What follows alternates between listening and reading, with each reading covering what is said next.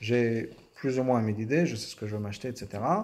Bon, après, j'ai besoin encore une fois de faire le calcul, combien, avec qui, est-ce qu'on va aller tout seul, est-ce qu'on prend chacun sa voiture, on y va ensemble, etc. Et ensuite, jusqu'à qu'on va au mall. Okay? Donc, on a besoin de passer par ces étapes, quoi qu'il arrive. Au niveau de la création du monde, c'était la même chose. Quand Dieu a dit que le monde a été créé par 10 paroles, c'était les mêmes 10 étapes. Quand je prépare un cours, je dois passer par la même chose. Voilà mon concept, point de départ. Voilà les 50 trucs sur lesquels que je pourrais dire au cours. J'ai besoin de dire, ok, sur les 50 trucs, il y a 40 qui n'ont rien à voir avec le cours. Donc je les mets de côté. Ça, c'est pour l'instant Chokhmah Bina et Dat. Maintenant, il me reste 10 trucs. Okay, est-ce que je les dis les 10 ou bien j'en dis que 2? Et je vais arriver à dire 3 ou 6 ou 8 ou 9 ou machin comme ça. Okay, maintenant que je sais ce que je veux dire, je sais comment je veux le dire. Est-ce que je donne un exemple? Est-ce que je vous dis juste les faits? Est-ce que j'amène une image, ce que je n'ai pas fait? Est-ce que je montre un film? Quelle que soit ma manière de m'exprimer. Et ensuite, une fois que j'ai préparé plus ou moins mon cours, on passe à la présentation et à la parole. Ok? C'est bon? Ça va mieux? C'est bon, oui, ça y est. Ok. Donc, la même chose par rapport à la conception d'un enfant. Il y a mon point de départ qui est Chokhmah, qui va être donc la conception de cet enfant. Et ensuite, il nous reste encore 9 étapes, qui sont les 9 mois de grossesse. Et au fur et à mesure, donc, on va développer. C'est-à-dire que la première étape, c'est de développer les cellules, qui est le travail de Bina. De manière générale, le travail de Bina, c'est le travail de la femme qui est de développer, etc. Donc, on va commencer par développer les cellules. Ensuite, une fois que les cellules sont développées, encore une fois, 2, 4, 8, 16, etc., il va y avoir une forme qui va se mettre en place, Chesed et Gvura. Il va y avoir les bras, les pieds, etc. Donc, les choses se divisent jusqu'à qu'on arrive à un enfant fini, avec les derniers détails qui ont été finis. Okay? Donc, il y a ce processus qui va se faire. Il y a deux choses importantes à garder en tête pour notre chapitre ici. C'est que, premièrement, si tout va bien, tout s'est passé comme il faut, mon résultat final correspond à mon point de départ. Oui, ce que je voulais au début. Oui, ce que je voulais au début. Donc, mon affiche à la fin sur mon shampoing, si tout s'est bien passé, c'est une affiche qui va faire vendre du shampoing. Parce que si les gens voient cette affiche et ils n'achètent pas mon shampoing, ils vont penser que c'est un truc, je sais pas, pour vendre des voitures parce que la fille elle a coudé sur une voiture ou sur une moto, c'est pas mon point de départ.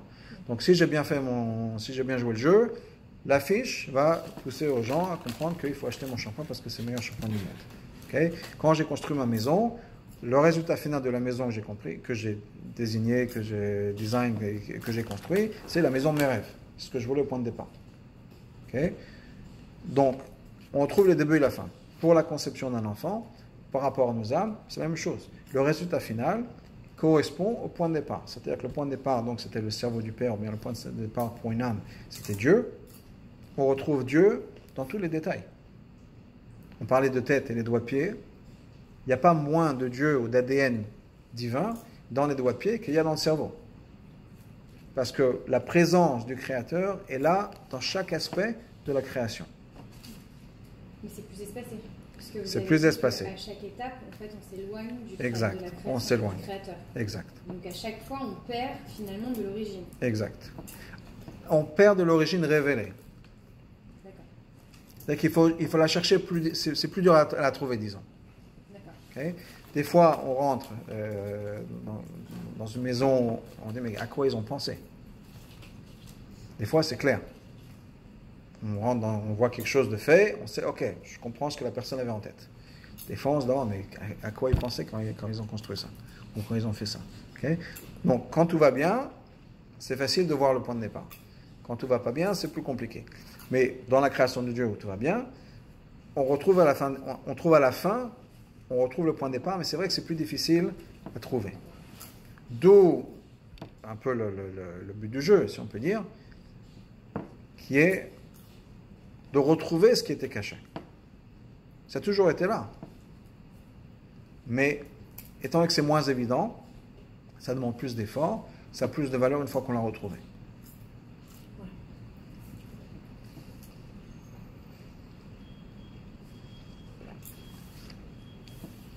Pour revenir à une relation, c'est facile d'avoir une relation amoureuse avec quelqu'un quand tout va bien, mais quand des fois cet amour est caché, c'est plus difficile.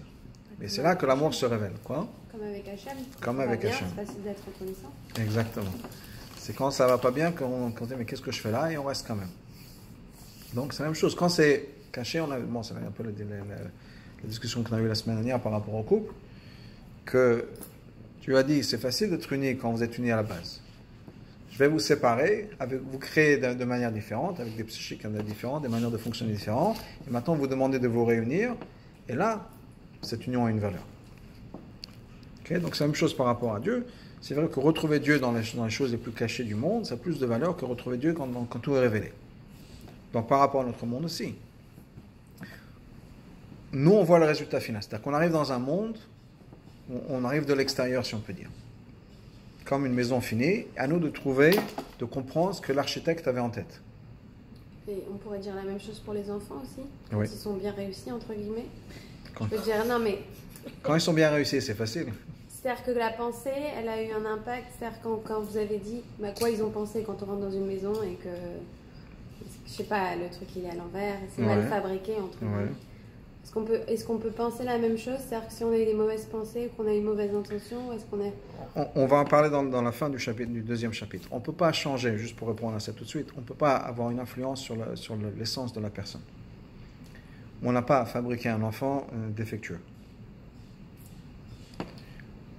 Les pensées qu'on a eues au moment de la conception ont une influence sur la pensée, la parole et l'action de cet enfant. C'est-à-dire que l'enfant sera plus ou moins sensible au spirituel.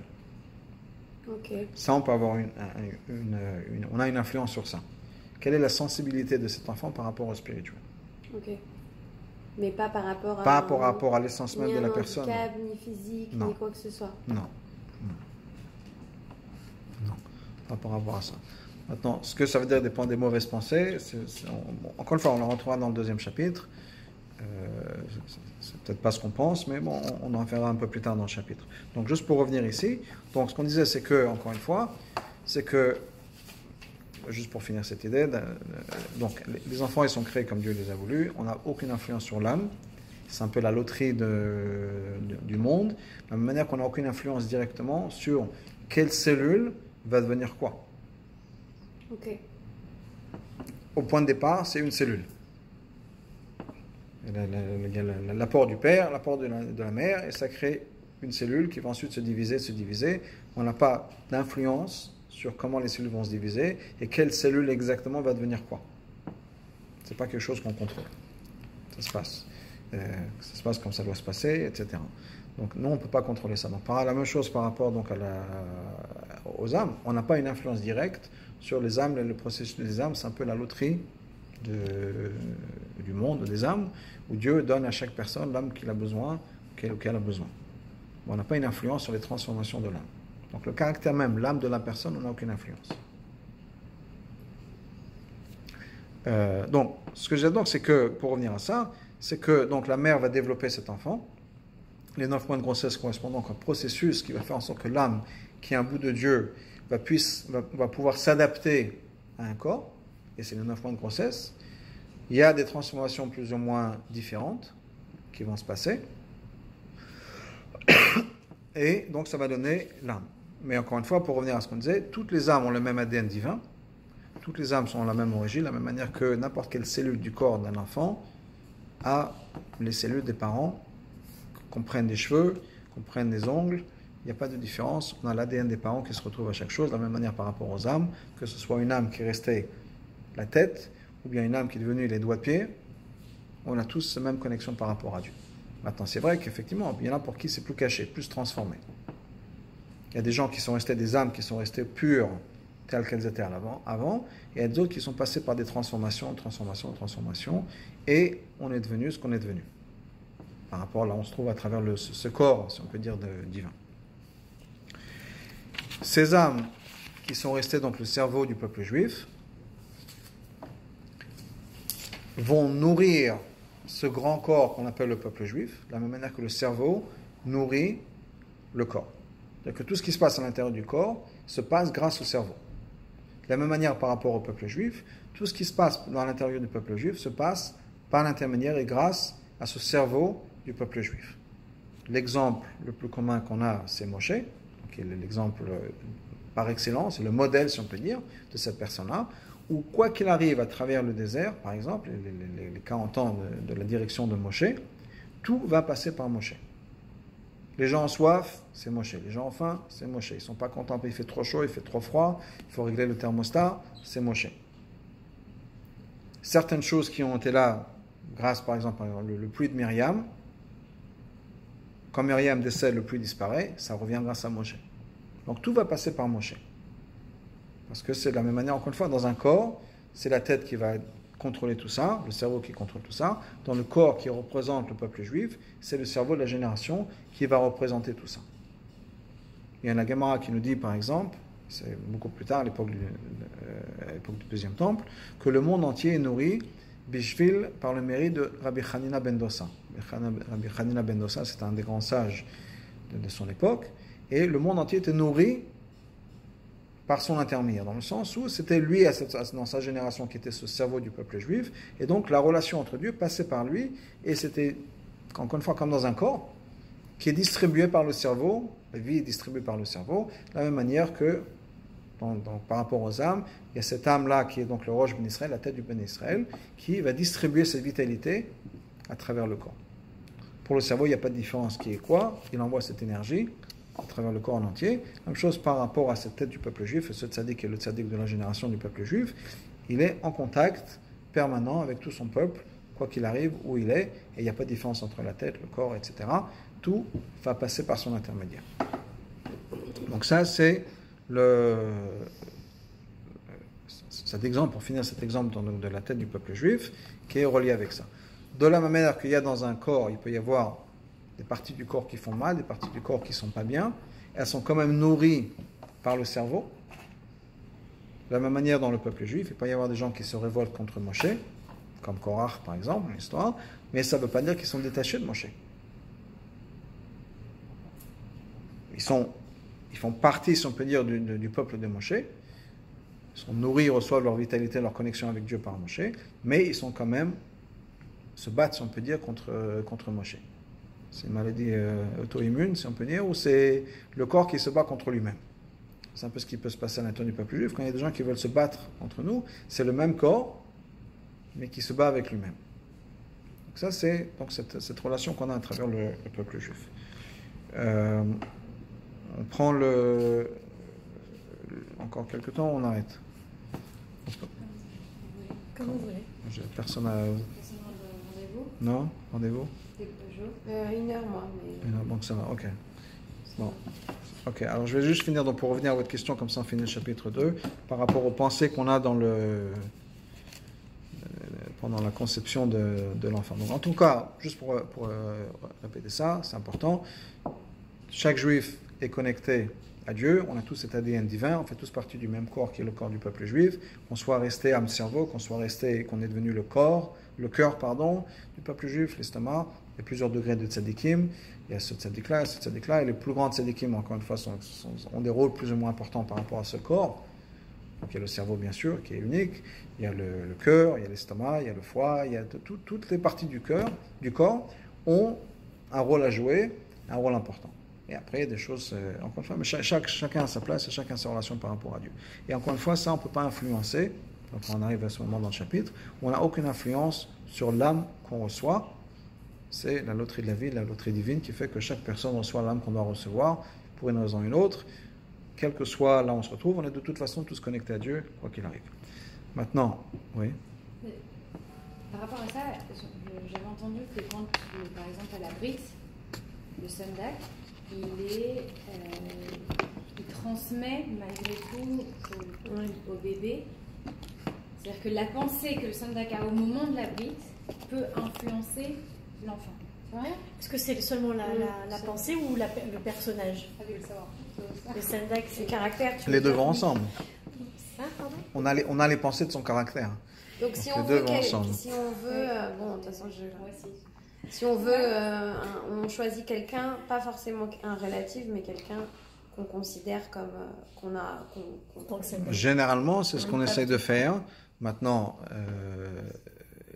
pas au prix de disputes et de shalom bayit dans la famille. Oui, non, c'est sûr, mais je veux dire, quand on a déjà fait le kavod aux grands-parents. Quand on a déjà fait le kavod aux grands-parents, effectivement, on cherche à avoir des gens, des tzadikim, tzadikim, c'est des grands mots, mais effectivement. Il y a une possibilité d'influencer finalement. Pas l'âme. Influencer quoi alors? L'âme qu'on reçoit, on reçoit cette âme. Donc c'est ça. Donc, c'est la maintenant, spiritualité qui c'est la spiritualité, effectivement. Donc, il y a plusieurs choses qui se passent. J'ai peur, hein. Il y a une intégration qui doit se passer entre l'âme et le corps. Oui? Qui sont deux mondes complètement séparés. Et ce qui se passe au moment de la Brit Mila, ce qui passe à travers la vie, donc il y a la naissance, il y a la Brit Mila, il y a le Bar Mitzvah, le Bat Mitzvah, ensuite il y a le mariage qui est la dernière étape, si on peut dire, par rapport à ça, c'est qu'on a différentes étapes d'intégration entre l'âme et le corps. Un enfant jusqu'à la Bar Mitzvah, ou Bat Mitzvah, a une intégration qui est qui n'est pas finie. Un des problèmes, c'est que des enfants, des fois, font des trucs idiots. Pourquoi? Parce que l'intégration entre l'âme, qui est plutôt intellectuelle, et un corps, n'est pas faite à 100%. Donc, plus on grandit, plus on essaie de faire des choses matures. Mais ce n'est pas évident. Au départ, à la naissance, un enfant n'est pas capable de parler ou de faire certaines choses, parce que même si l'âme, qui est la source de vie, n'est pas complètement intégrée à cet enfant, donc l'enfant n'est pas capable de faire certaines choses de la vie. L'âme est éternelle, c'est pas que l'âme est bête ou l'âme n'a pas encore appris. C'est que cet enfant, le corps, a besoin d'apprendre à gérer, avoir une âme, et l'âme de son côté a besoin d'apprendre à gérer son corps.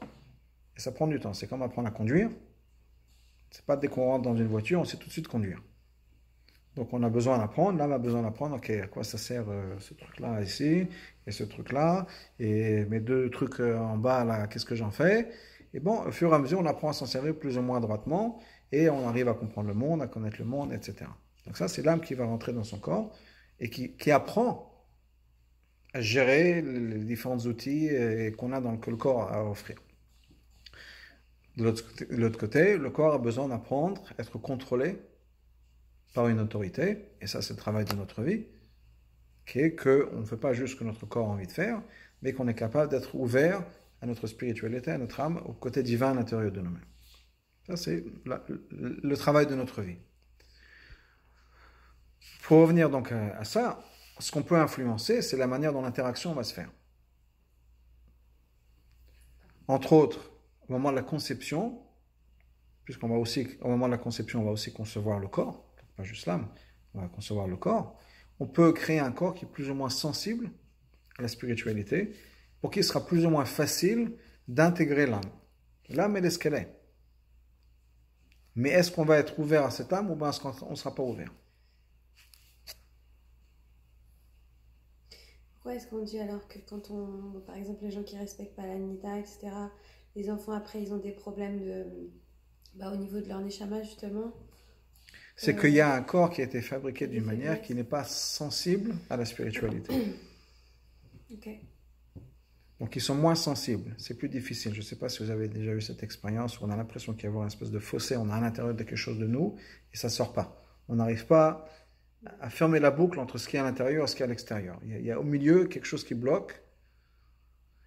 Et ça, c'est un peu ça. C'est d'avoir ce sentiment qu'il y a quelque chose qui ne passe pas entre l'âme et le corps. Il y a quelque chose qui bloque. Et donc, plus la conception de cet enfant a été faite dans la pureté. La pureté, ça veut dire quoi? Au niveau le plus basique, c'est je me mets de côté. Te dire, c'est très agréable d'avoir des relations intimes, mais il y a certains moments où je vais être obligé de ne pas le faire, même si j'ai envie, même si je voudrais bien, même si ça me fait plaisir, etc. Ou bien je pourrais faire plaisir à mon mari, mais je ne vais pas le faire. C'est un don de soi-même. Donc ça apprend à se mettre de côté. L'enfant qui va revenir, le résultat de ça, c'est un enfant qui aura dans son psychique le plus profond une facilité à se mettre de côté. On lui donne tous les outils. On lui donne les outils. Un enfant qui est né avec un moment en disant « je fais ce que je veux quand je veux », ben cet enfant prend dans son psychique cette idée-là aussi. Et ce sera plus difficile pour cet enfant de contrôler ou de faire des efforts spirituels parce que dans sa conception même, c'était une conception basée sur je fais ce que je veux quand je veux. Alors, ça ne veut pas dire que l'enfant ne peut pas être spirituel, religieux, changer, etc. Mais oui, il sera plus de travail pour créer cette sensibilité, si on peut dire, au spirituel. Parce que dans sa nature, c'est quelqu'un qui a plus tendance à faire ce qu'il a envie. Alors que quelqu'un qui est né justement basé sur ça, c'est quelqu'un qui est né avec cette idée que, à la base, et c'est même pas des choses qu'on peut exprimer, c'est juste une facilité, si on peut dire, qu'à la base, je sais que j'ai besoin de me mettre de côté. Ça ne veut pas dire que cet enfant va le faire. Les enfants qui sont nés après le Tarat Mishpacha, qui sont des révoltés. Mais il y a une facilité, une sensibilité de dire, bon, je fais ce qui est important de faire, pas nécessairement ce que j'ai envie de faire. Ou bien je suis capable de me mettre de côté pour les autres. C'est plus facile à faire. Maintenant, la manière dont cet enfant est conçu, effectivement, ça a une influence après sur la chose de conscience. Et à plein de niveaux. Il y a des moments où on parle, effectivement, là, les sages nous disent tout un tas de choses qui peuvent se passer au moment de la conception de l'enfant, qui vont avoir une influence sur l'enfant. Okay? Pour en prendre, je ne sais pas, quelques-uns, mais ça c'est quelque chose que j'ai entendu d'un collègue, par exemple, qui a eu cette expérience plusieurs fois. Des enfants qui sont nés et qui ont des problèmes de relation avec leurs parents. C'est pas nier qu'est-ce que je vais dire, malheureusement, les problèmes de relation avec les parents, ça se passe souvent. Mais il a trouvé que dans beaucoup de cas, c'était des enfants qui étaient nés alors que les parents, la mère, prenaient la pilule. C'est-à-dire quoi? Je ne veux pas d'enfant, et tu es arrivé. Et il y a quelque chose qui fait que dans la naissance de cet enfant, encore une fois, ce n'est pas des mots qui ont exprimé. Je parle d'une mère qui a dit à son enfant, t'es une erreur. Je ne parle pas de ça. Un enfant qui est accepté avec amour, etc. Mais toute la base de la relation, c'était on ne te veut pas. On fait tout ce qu'on peut pour que tu ne viennes pas. Et il y a un malaise à l'intérieur de cet enfant, sans qu'il puisse nécessairement l'expliquer. C'est juste quand il y a quelqu'un, un psychologue, je veux dire religieux, qui a peu cette sensibilité, qui va dire bon, qu'est-ce qui s'est passé au moment de la conception, etc. D'ailleurs, pour beaucoup dans les médecins homéopathes, entre autres, ils veulent souvent savoir comment la conception s'est passée, incroyable. Et bon, la grossesse, mais même la conception. Parce que ça a une influence sur cet enfant. Entre autres, la relation, la conception doit être faite par amour. Pas quand on est en colère, fâché, etc. Ou bien pas quand on est en tête de divorcer, de se séparer. Et ça a une influence sur l'enfant. Si un des deux parents pensait à quelqu'un d'autre au moment de la conception, ben là, ils étaient en train il y a un des deux qui est en train de réfléchir peut-être qu'on devrait se divorcer ou pas. J'ai vu ça la dernière fois dans un cours du Rav Twitou qui disait que quand tu regardes un film par exemple avec ton mari et tu dis elle est belle Sharon Stone, si après tu as un rapport avec ta femme et que tu penses vous êtes en fait trois dans cette relation et l'enfant il naît avec une tache, c'est... Non, quand tu parles des enfants qui naissent avec une petite tache, cette tache-là, c'est la tache qui... C'est vrai qu'on l'a tous. Ouais. Qu'on la voit pas, mais qu'on l'a tous. Cette tache-là, c'est... Sharon Stone. Des petites taches de... Moi, c'est un exemple qu'il a donné. Ouais. C'est une tache qui était dans la semence, en réalité, de la pensée du mari, quoi. Ou de la femme. Ça peut exister aussi. Oui. Donc ça, c'est ce qui se passe au moment de la conception. Ça a une influence sur l'enfant. Donc c'est pour ça qu'il y a tout un tas de règles qui ne sont pas des règles juste pour enquiquiner ou pour les choses difficiles. C'est au contraire pour essayer de créer un environnement qui soit le plus sain pour la conception d'un enfant. Et un des points importants à savoir, c'est qu'à chaque rapport intime, il y a conception. Il y a une âme qui va être créée à chaque fois. Ah oui. Cette âme ne va pas nécessairement descendre dans un corps. Ça ne veut pas dire qu'il y aura nécessairement un enfant. Mais à chaque rapport entre un homme et une femme, il y a une âme qui est créée. Il y a une conception. Donc, est-ce que c'est vrai que le jour de... Oui. Je croyais que le nombre d'âmes était... qu'il n'y avait plus de nouvelles âmes aujourd'hui. Ok. C'est vrai ou c'est pas vrai déjà à la base? C'est vrai et c'est pas vrai. C'est-à-dire qu'il y a des âmes qui se subdivisent. Il y a 600 000 âmes. À l'intérieur de 600 000 âmes, il y a des branches, on peut dire.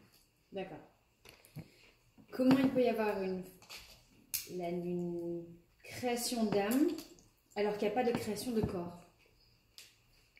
Ça reste des âmes. Est-ce que c'est vrai que... Vous avez entendu que les âmes, que ma chair va venir quand toutes les âmes descendront sur terre? Vous avez déjà entendu ça? Non. Non? Bon. Et quand il y a l'enterrement d'un homme, il y a toutes les âmes, même celles qui ne sont pas descendues dans un corps, elles le suivent, c'est ça? Oui. C'est vrai ça? Oui. Donc il y a une création. Maintenant, la création peut devenir quelque chose de spirituel. Tous les enfants, même ceux qui n'ont pas été conçus, c'est-à-dire les âmes, toutes les... Ça. Ouais, elles suivent la personne jusqu'à... Ouais, elles sont là.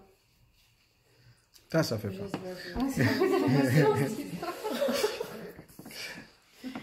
Encore une fois, comme tout projet, par exemple, pas tous les projets auxquels on a pensé, ils vont nécessairement aboutir. Ils ne vont pas nécessairement aboutir à quelque chose de réel. Toutes les pensées qu'on a eues, etc. Vrai, oui. Donc, il y a eu quelque chose qui s'est créé, un lien qui s'est créé, une âme qui s'est créée. Ce n'est pas nécessairement aboutir en enfant. Le nombre d'enfants qu'on a est limité. Mais il y a une création dans chaque rapport intime, il y a une relation, il y a une âme qui va être créée. Je suis désolée, je suis réveillée. Okay. Et Esther est à l'hôpital, elle est en train d'accoucher. C'est vrai.